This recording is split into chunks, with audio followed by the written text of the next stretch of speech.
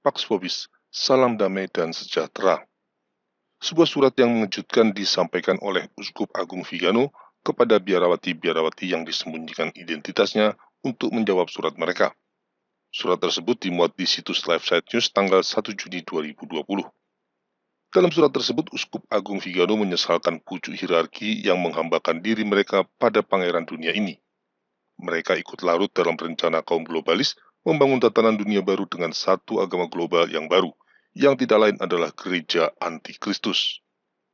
Uskup Agung Vigano juga menyamakan krisis yang terjadi sekarang ini sebagai metastasis atau efek dari penyebaran kanker ganas Konsili Vatikan II yang sudah mendekam di gereja Katolik selama setengah abad.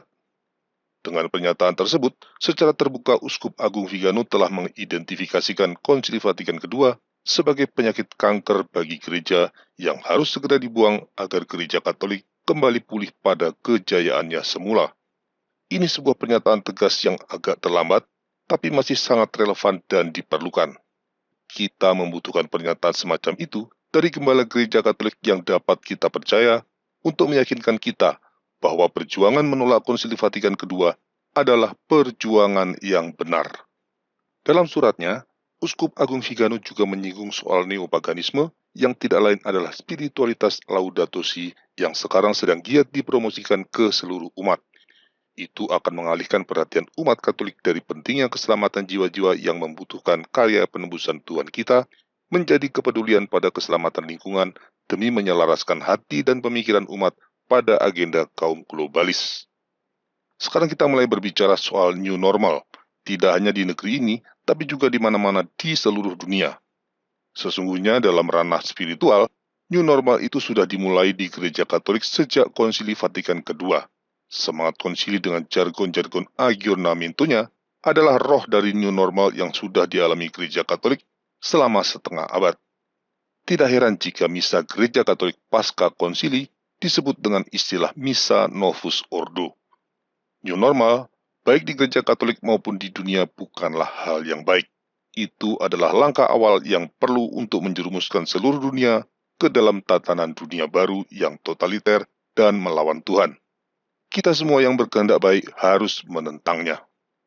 Berikut adalah terjemahan bebas dari surat Uskup Agung Vigano. Saudari terkasih, terima kasih banyak atas surat Anda yang saya baca dengan penuh perhatian. Saya sepenuhnya setuju dengan visi Anda yang jelas dan realistis tentang situasi krisis saat ini yang melibatkan gereja dan dunia. Dengan tatapan Adi Kodrati, dikuatkan oleh kitab suci dan berbagai pesan dari Bunda Maria, kita dapat memahami bahwa pada saat ini kita dapat melihat dengan lebih jelas dimensi nyata dari bentrokan besar antara yang baik dan yang jahat, antara anak-anak terang dan anak-anak kegelapan. Apa yang membuat orang benar-benar terluka adalah melihat bagaimana pucuk hierarki secara terbuka menempatkan diri mereka untuk melayani pangeran dunia ini dengan mengadopsi tuntutan yang dibuat oleh PBB untuk agenda globalis, persaudaraan masonik, ekologi maltusian, dan imigrasianisme. Apa yang sedang diciptakan adalah satu agama global tanpa dogma atau moral menurut rancangan kaum Freemasonry. Jelas bahwa Bergoglio bersama dengan mereka yang ada di belakangnya dan para pendukungnya, bercita-cita untuk memimpin parodi gereja Kristus yang suram ini. Saya yakin Anda juga telah memperhatikan, saudari yang terkasih, desakan dari begitu banyak prelatus dan media Katolik tentang perlunya tatanan dunia baru. Kardinal dan uskup telah membicarakannya. Juga La Civiltà Cattolica, Vatican News, Avvenire, dan L'Osservatore Romano yang dengan kesombongannya mereka mampu mengatakan hal-hal yang sebelumnya tidak pernah terdengar di kalangan Katolik berkat perlindungan yang mereka nikmati dari kepemimpinan hierarki. Tetapi jika dilihat lebih dekat, kemampuan orang jahat untuk bergerak dan bertindak untuk menyembunyikan niat mereka jauh lebih kecil daripada yang dipikirkan sebelumnya. Mereka begitu yakin telah mencapai tujuan mereka, sehingga secara terbuka mengungkapkan niat mereka dengan arogansi dan kesombongan, mengesampingkan kehati-hatian dan kecerdikan yang sebelumnya memungkinkan mereka untuk tetap bersembunyi. Lihatlah betapa terbukanya pendukung pemerintah-pemerintah dunia dan kaum elit yang ingin memaksakan tirani mereka pada rakyat. Lihatlah bagaimana bersama dengan mereka, suatu neopaganisme yang secara terbuka mengungkapkan dirinya sebagai lengan religius dari tirani ini, yang diidentifikasikan oleh beberapa orang sebagai kemurtatan hijau. Kita tahu siapa mereka, apa yang memotivasi tindakan mereka, dan apa tujuan mereka. Di belakang mereka selalu ada pangeran dunia ini yang melawan milisi kita yang tercabik-cabik di bawah pimpinan Ratu Kemenangan dan bersama dengan pasukan malaikat surga yang jauh lebih besar dan menggetarkan. Tetapi karena kita telah memilih sisi dalam pertempuran ini, kita tidak boleh takut karena Tuhan kita telah menang. Dan Dia menawarkan kita kesempatan berharga untuk menenun bagi diri kita sendiri mahkota yang sangat mulia di zaman apokaliptik ini.